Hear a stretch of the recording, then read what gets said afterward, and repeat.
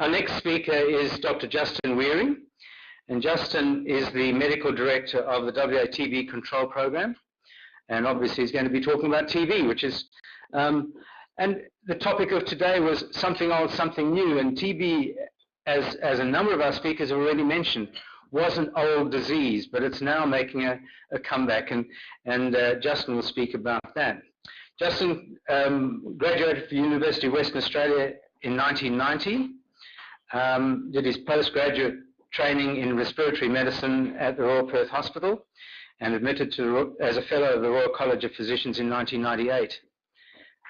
Did some post-fellowship training in London, specializing in TB, and in 2001 took up the lead clinical post at the WA TB Control Program, and was made medical director in 2006. Justin is a member of the National TB Advisory Committee, and he's chaired that committee since 2010. This is the committee that basically advises the Australian Government Department of Health and Ageing on TB. Justin's research interests include the detection of latent TB infection, and he's been a key member of an Australian lead project in TB program, capacity building in Bali. Let's welcome Dr. Justin Wearing. Thanks, Justin. Thank you, Norm, and thank you for the opportunity to talk about TB. My children ask me when I'm giving these talks, what are you talking about? And I look at them and they say, oh, again. All right, never mind. I'm not going to tell you about TB, that would take me a week. I'm going to tell you mainly about infection control, because that's the focus of your conference as I understand it. And it's also what nurses are mainly interested in. I think that might be a self-interest, but anyway, I'll give you some general overview. Before we get to infection control, which is the main part of the talk, I'll give some general stuff. So you probably already know this, but TB is an infection that's caused by Mycobacterium tuberculosis.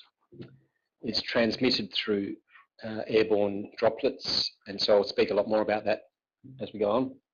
It causes a slowly progressive granulomatous inflammation. The bug itself is actually not harmful.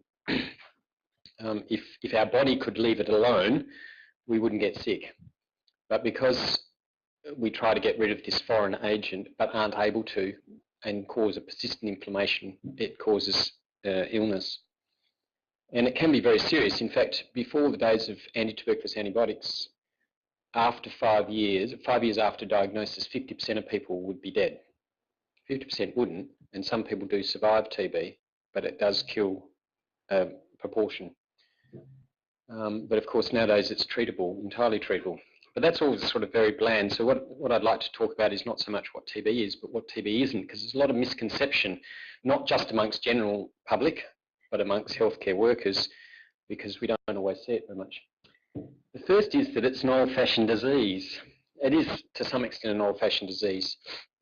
This painting is of the Bronte sisters, Charlotte, Emily and Anne, who I'm sure you know were famous for some significant pieces of English literature, including Jane Eyre and Wuthering Heights. And they lived 200 years ago at a time in England where 1 in 3 people died of TB. And so it was the ischemic heart disease of the day. And in fact, all 3 of these girls and their father died of TB, the 3 girls before their father in their 30s. So imagine what they could have written if they'd lived a bit longer. So back then, obviously TB was a substantial disease and is nothing like that now. However, worldwide, it never went away. And this graph comes from the WHO report. You can get these reports very readily on the internet. They're all free, which is for 2012. So the latest figures from 2011. And this is the total number of incident cases estimated in the world.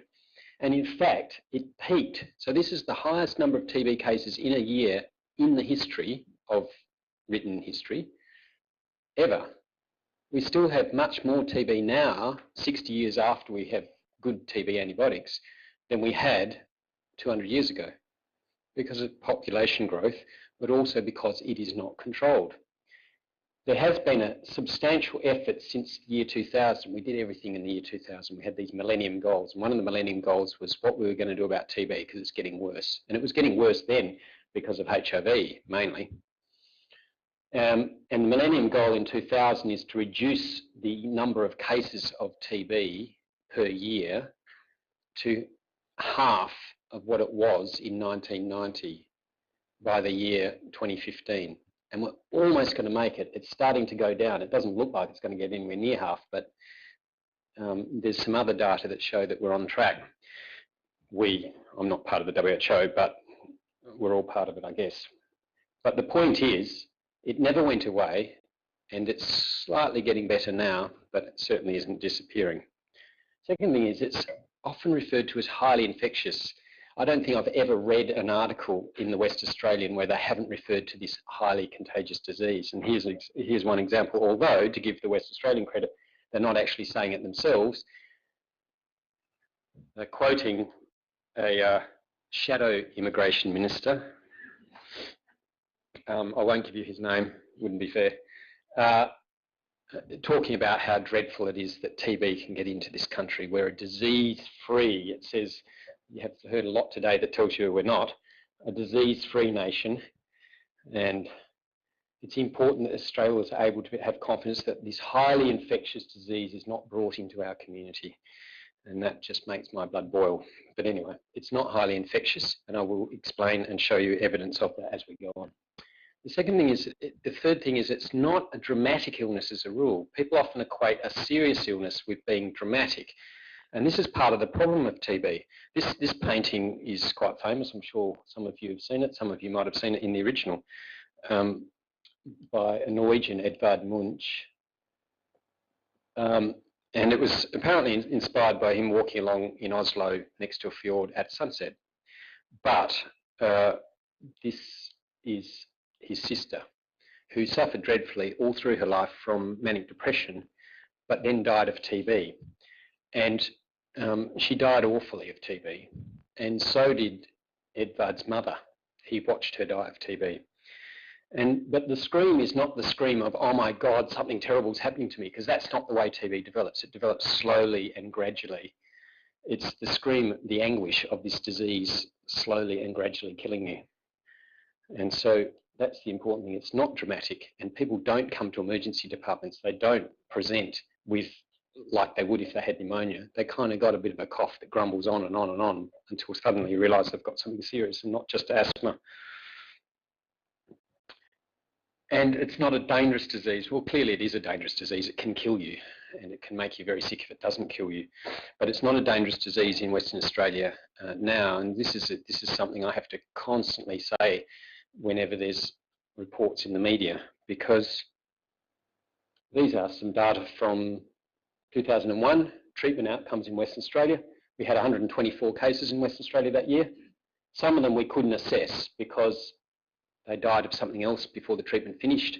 They left the country, they were still on treatment. But of the ones that could be assessed, 211, 210 or 99% finished their treatment adequately and haven't relapsed yet, or were cured microbiologically proven. We had one death that year, and we usually have one or two, usually in an elderly person. We didn't have any treatment failures. So if you get TB in Western Australia, there's a very, very good chance we'll fix it. And so far, touch wood, this also applies to the more difficult cases, the drug-resistant cases, which I'll mention a bit at the end, because it's relevant to silver chain.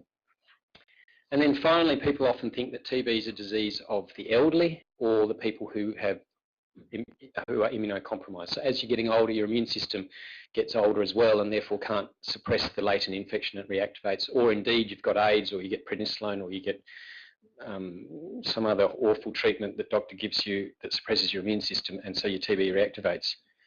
But that can happen and does happen. But in fact, the vast majority of people, something like 80–85% of people who get TB are young, fit, healthy adults, recent migrants. TB affects, and we don't know why, it seems to be between the age of 15 and 45. Most commonly, that's when it reactivates, which is important because that's when you're most busy. It's when you're meant to be a parent to small children. It's meant to be when you're most productive in the workforce, and you get this disease that stuffs everything up. So we get the young tertiary students from India and Malaysia and the like, and we get the miners and the welders from the Philippines and all these people who are just trying to make a life for themselves but get struck down by this illness. And it's not because there's anything else wrong with them. They're just unlucky. We don't understand why TB reactivates. So that's what TB isn't. Now a little bit about how bad it is. Where is it? This is again from the WHO report, and it shows the rates of TB per 100,000 population per year in deepening colours of blue. This map used to be in different colours, where it went sort of from blue to green to yellow to red to orange. I thought it was much better then, but for some reason they went for the blues, probably because it's cheaper to print. And what you realise, firstly, is that every single country is affected. There is no country in the world that doesn't report TB.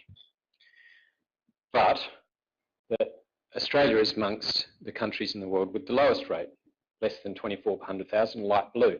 And in fact, Australia's rate's only 6 per 100,000, much less than 24 per 100,000. And we're less than New Zealand. We're substantially less than England, that gets about 15 per 100,000. And most of Western Europe, we're about the same as the USA. So we've got one of the lowest rates in the world. However, we sit in the region that has the highest burden of TB and the highest rate of TB. And all of our migrants come from the countries where TB exists. So the highest burden are in the populous countries, India, China, Indonesia.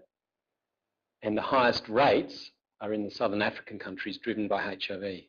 And so our migrants are coming refugees from here and economic migrants for study or work from here. So that's why we have TB. And this is what's happened with TB in Australia over the last few years. This is again readily available on the internet in a internet journal called Communicable Disease Intelligence. It's free, it reports on all the notification data. And you can see back 50 years ago the TB rate was a bit higher and it dropped down around 1985, it levelled out. It never went away. TB has never gone away. It persisted, it didn't keep dropping down because of our migration. And we've had an increasing number of people coming from countries where TB is common. India has recently taken over from England as the most common country of origin for new permanent residents. It's always been England ever since the first English people came in 1788, and now it's India. But the interesting thing is, this is it magnified for the last 10 years, and it looks like it might just be creeping up. This doesn't reach statistical significance. So not only is it level because of increasing migrant, it's going up. And then in Western Australia, this is what's happened in Western Australia, not Australia. And so the blue line and the line of best fit is the absolute numbers over here. And we hit an all-time high. In fact, it's not an all-time high. This is the most number of TB cases, 172 since about 1950. But a lot of that can be explained by population growth. Western Australia is growing faster than any other state, and so you're going to expect to see more TB cases if you've got more people. And so therefore you express it as a rate, which is the red line per 100,000, remembering that the Australian rate's about 6 per 100,000, whereas other countries in the world, England's up here, America's about there, Indonesia's over here, but we're going up. And this is, I've recently done an analysis. This is mainly related to immigration. So we've got 172 notifications, but a rate of 7.2 per 100,000. And if you apply statistical tests to this, this reaches statistical significance. In other words, that's not by chance, but this doesn't. So it's all going to depend on what it is this year. Is it going to be up there? Is it going to be there? Or is it going to be down there? In which case we can write that off as a statistical aberration. So far, at the moment this year, we're tracking to get about 160, 165 cases. So about the same, slightly less perhaps. It's definitely going up in my opinion. All right, so then we come to the guts of the talk. What we're really interested in is how we control TB. And the first thing to talk about is how is TB transmitted? And it's as simple as this little drawing, which was in a book written by a great TB doctor, a guy called Crofton from Edinburgh, for TB workers in Africa who basically had not much more than a high school education, an African high school education, but they were doing the TB work. And so they needed really basic, simple stuff, not written in English. This is how TB is transmitted. This person's got it in their lungs. I'll come to how it gets out in a minute. They breathe it into the air, it floats in the air, it can float into the air for hours. If it's in an enclosed space and not exposed to ultraviolet lights inside, this person can breathe it in. And some people say, a little bit facetiously, the only risk factor for getting TB is breathing. Clearly, you have to be breathing in the presence of this person. It's not just breathing, but this makes two very important points. First point is you cannot catch TB by any other means. You can't catch TB from food or dirty water. You can't catch TB from dirty intravenous needles. You can't catch TB from utensils or solid surfaces, so we worry about washing hands and using this gel to stop MRSA and the like, but we don't have to worry about it for TB. You can't catch TB from having sex, as long as you hold your breath while you're doing it. The second important thing is this person, because it's breathing, can't do anything to avoid it, other than knowing that this person has TB. So when we're trying to control AIDS, what we do is we give the responsibility to the individual and say, ABC, you should abstain, or if you're going to have sex, you use a barrier, and I forget what C is, but anyway, condoms, yeah. And so you tell the individual how they can avoid getting, but you can't tell this person to stop breathing. So what that means is the onus on controlling TB falls to the healthcare worker to find this person and treat them, because we can't tell this person anything that's going to help them stop from getting TB. The second thing is, when is it infectious? Because it's not always infectious. It's only infectious by respiratory droplets, so it's only pulmonary TB. Only about 75% of TB is in the lungs. 25% is extrapulmonary in other sites. That's not infectious ever, unless you're a surgeon and you cut it open. But it's not just pulmonary TB. It has to develop to a certain extent where there's enough bugs growing and there's communication between the inflammatory mass where the bugs are growing and the airways so that it can be coughed out. And the surrogate marker of that is what we call smear-positive sputum. So when you collect a sputum sample to diagnose TB, you do two things. You put it on a glass slide and you stain it, the traditional Ziehl-Neelsen stain it's called, and you look to see if you can see the bugs. And if you can see the bugs, it's smear-positive. This is a very old painting done when Robert Koch first diagnosed TB of what he could see down a microscope before the days where you could take photographs down microscopes. And this is what it actually looks like. You've got the blue inflammatory cells and the red stained bugs. And so this is a heavily smear-positive sputum. Now you can be smear-negative because you've got very few bugs, but then subsequently culture the bug. You've got active TB, you need treatment, but you're smear-negative and you're relatively not infectious. So it's the sputum that is smear-positive that determines that a person is infectious. And on average, about 30 to 35% of newly diagnosed cases of TB in Western Australia are smear-positive. What that tells you is about 60-65% of new cases in Western Australia are not infectious at the time of diagnosis and probably never will be because we'll treat them. And how infectious is it? I've already told you it's not highly infectious, and this is the evidence. This is a very old study, 1960s, but it's a good one. It's done in the Netherlands, and what they did was they took all new cases of pulmonary TB, only pulmonary TB, that were culture proven. They all had to have a positive culture.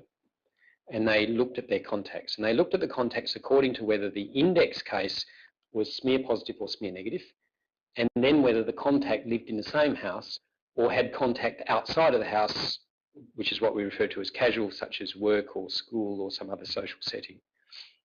And the first thing you'll notice is that even in the smear positive cases, the infectious ones, where you share the same house, only about 20% of those contacts will convert their MAN2. In other words, they got infected.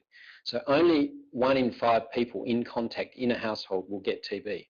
4 out of 5 won't. It's not highly infectious. Now, the percentage figure for influenza is about 96%. For measles, it's more like 99%. So it's much less infectious than some other respiratory-borne infections. If you go to smear negative, you do detect some evidence of transmission. We do get cases where the index cases are smear negative, but there's evidence of transmission. But it's about 1/20th. It's much less. If you go to casual contacts, it's about 1/6. So casual and smear negative, it's very, very low. So workplace smear negative, it's virtually impossible to get the infection. for example, if you're a nurse looking after a patient. Now I'm just going to take a sidestep and talk about fear and stigma before I come back to infection control, because I think this is very important that people recognise it, because I think it's under-recognised. In a modern health system where we have this sort of very scientific approach and we accept that illnesses are caused by disease, not by witch doctors and spirits, and therefore people should be ostracised because they're ill. But we don't agree with that. As health professionals, we rail against that.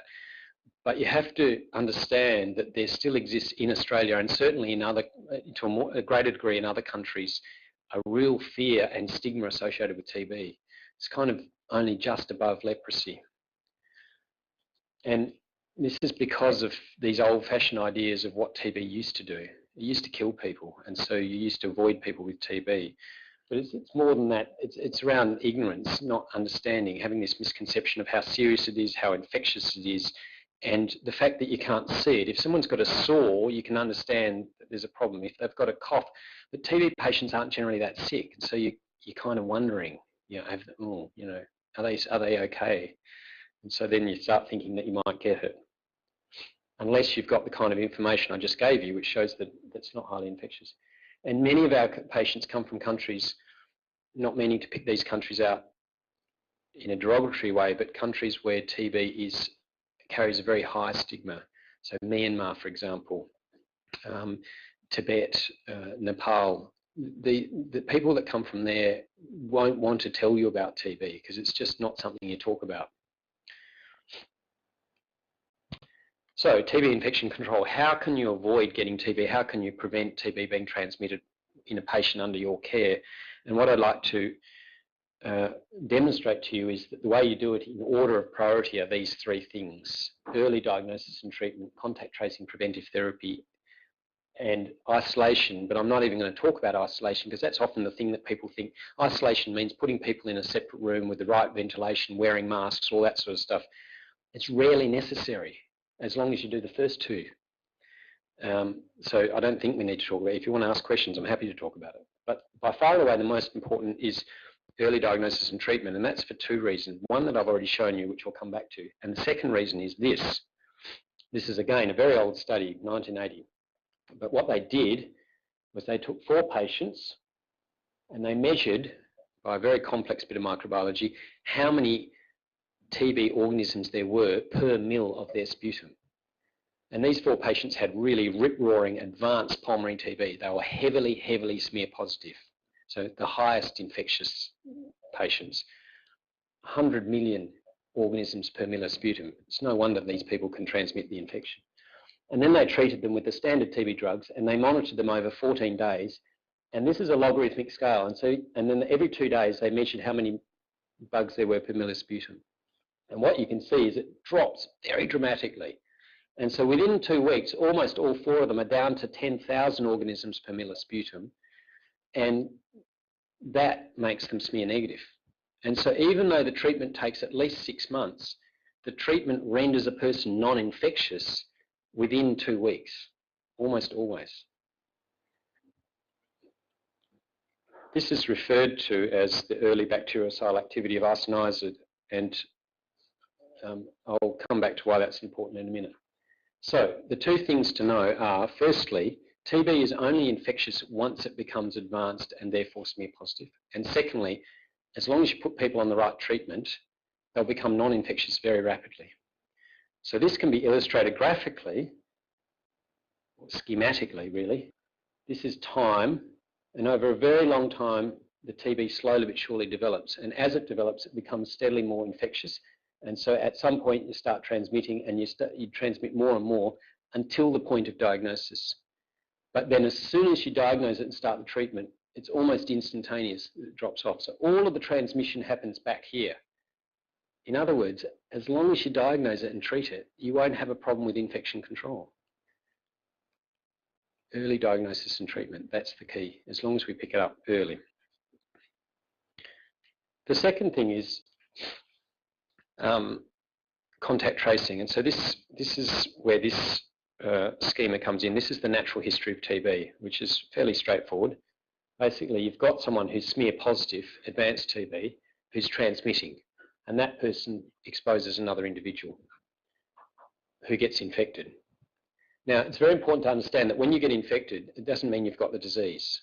This person is asymptomatic, they've got a normal chest x-ray, they don't grow the bug, and the only way you can diagnose this person is by measuring their immune response, for example, with a MAN2 skin test or a quantiferon gold blood test. I think you've probably heard of those things. Very few of those people develop disease, but very few of them eradicate the bug. Most of them go into this latent TB infection state, which means the bug is sitting dormant in the lung, viable, but not causing any trouble. And you don't know that it's there. The individual doesn't know it's there, the doctor can't diagnose it. A small proportion of people reactivate that infection to disease. These are usually the young, healthy, fit adults. It can be because of the immune system being damaged, but it's usually not. And in fact, we don't understand why it happens in those individuals as opposed to the other 90%. So that's TB disease, 70% pulmonary, and of that, some will get far enough down the track to be able to transmit it again if you don't diagnose it. So you stop it by diagnosing it early enough back up here and treating it to stop it going around in circles. That's the most important thing. That's what I've already shown you. However, inevitably, there are going to be cases where you miss the boat, they get to this point, and there's going to be contacts. There's going to be people who have been exposed, who have been potentially infected. So the second thing you want to do is contact tracing, diagnosing it up here when it's latent, before they've got the disease, and giving them preventive therapy. So what we usually give in Western Australia is isoniazid. It's one of the TB antibiotics, not the full lot. Isoniazid to eradicate the infection while it's dormant and prevent the chance of it reactivating in the future so that they don't progress on to get sick or transmit the bug. So I'll tell you a little anecdote. We've recently had a young teenage girl who, when she was being, I don't know what the word is, admitted to jail. It's not like hospital really, is it? But she was being brought into jail because she's a bit of a delinquent, and they recognised that she was sick. She had a cough. And so took her off to hospital, and very quickly she was diagnosed with heavily smear-positive advanced TB. One of our case management nurses, Roger, has taken on her case and is carefully checking the court system and jail, the 2 schools that she's been to, her family, and some of the social circles. And this contact tracing is getting wider and wider. Why? Because her brother has got active TB. Her 2 nephews who live in the same house, who are 2 and 3, have got active TB. There's another little boy who's not part of the family but goes to the same church who's got active TB. There's another teenage girl who goes to one of the schools that she went to who's got active TB. This is one of the biggest outbreaks. Don't tell the West Australian, please. This is one of the biggest outbreaks we've had in Western Australia in my time, which is now 13 years. And so they're actually, we missed this chance, but we're catching most of them, all but one of them, before they got to this stage and treating them. So they're not getting too sick. The little kids didn't even have symptoms. They had abnormal x-rays. They're not transmitting. The other teenage girl is not transmitting. We're picking them up early so that we can cure them before they get sick and they won't transmit, breaking this cycle, infection control. But in addition, we're doing MAN2 tests on all the other people. So some 400 students at one school and about 50 at another school, plus their teachers. I've had most of the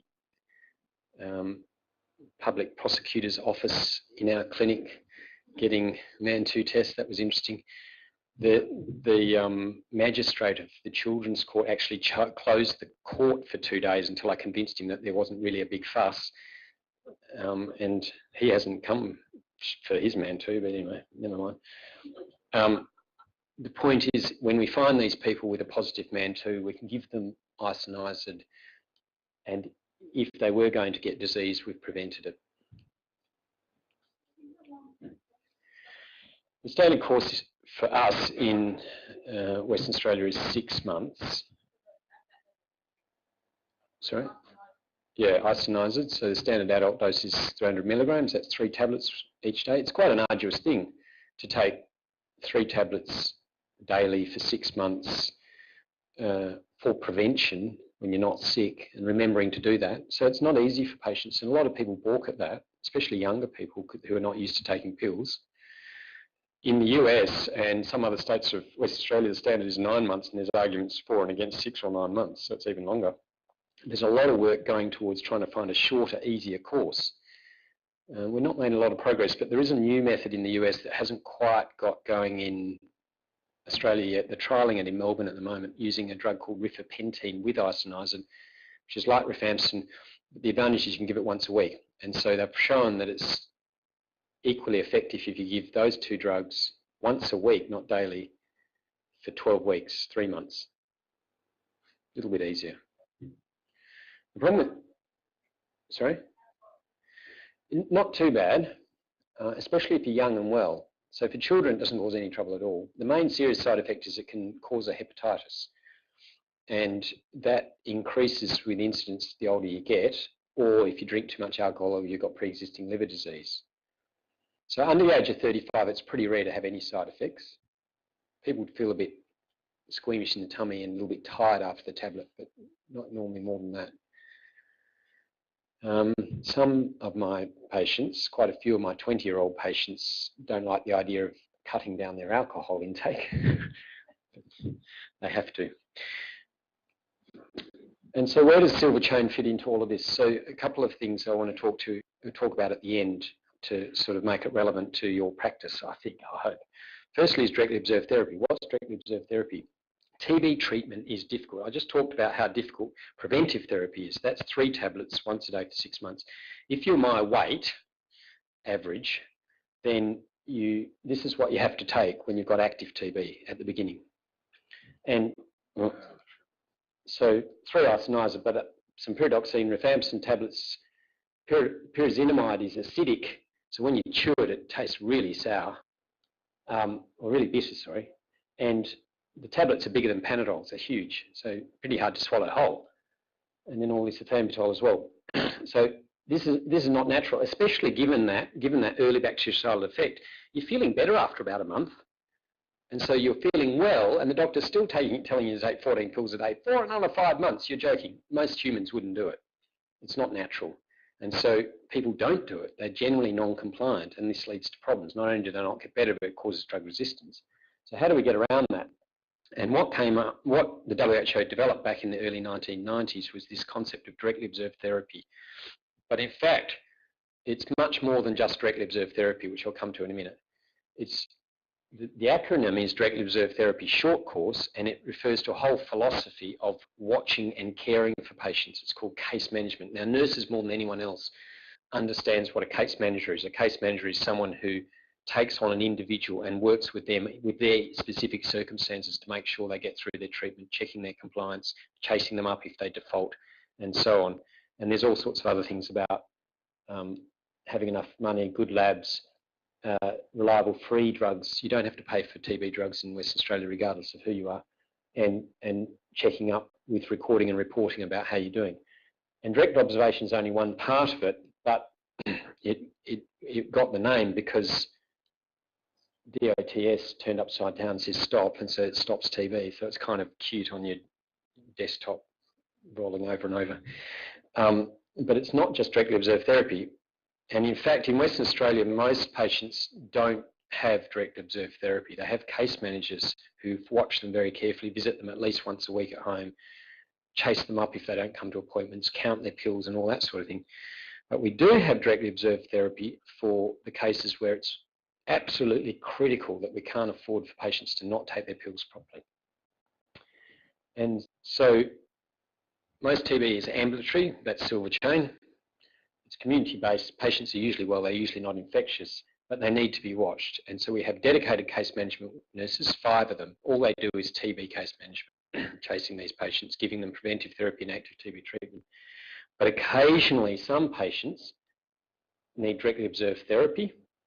These are the patients who are non-compliant, have mental health issues, have relapsed disease, that have been treated once and have relapsed, have drug-resistant TB where it's particularly difficult.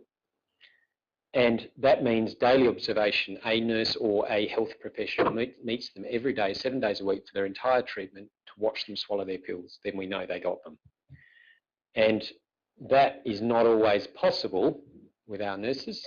So we ask the silver chain occasionally to do it for us, especially on the weekend. Thank you. But outlying areas, you know, when our nurses have a heavy caseload, we get the silver chain involved to do that.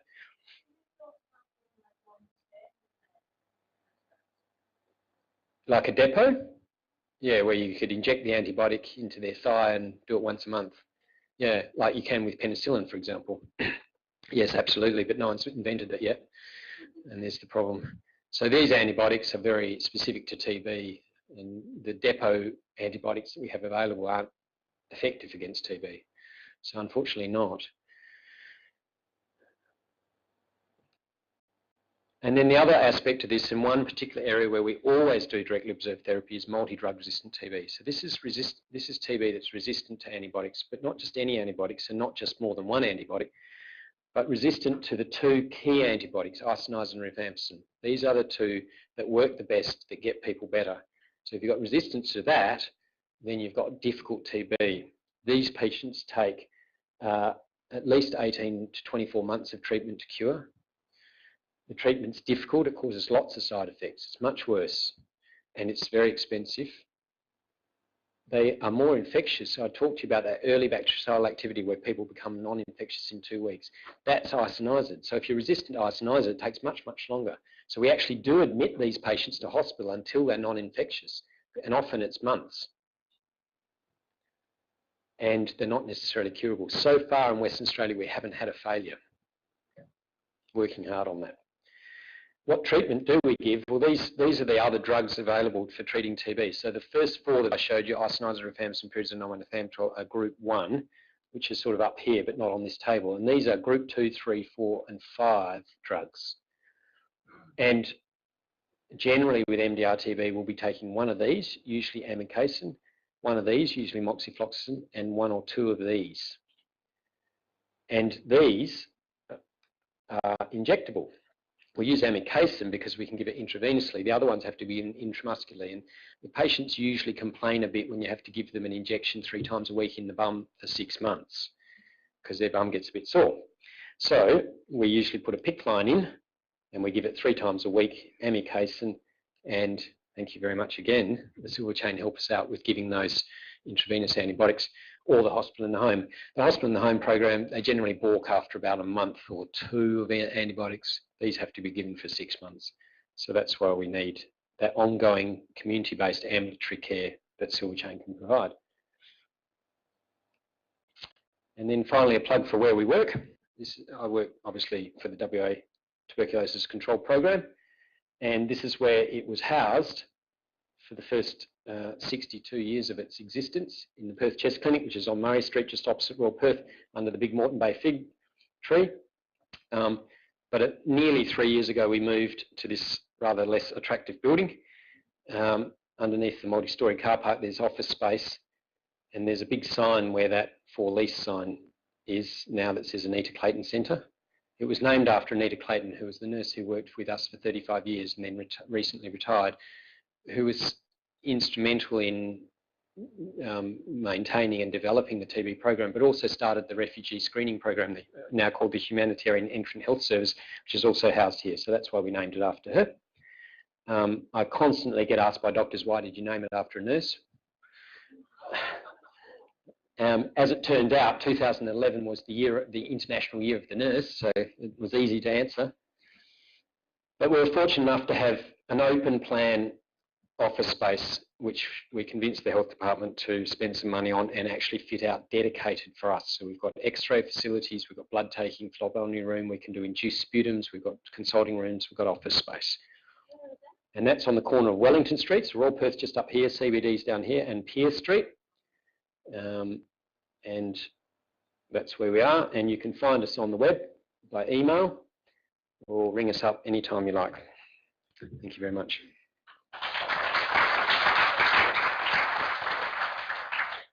Are there any questions? Or you'll have to speak into this, Tom. What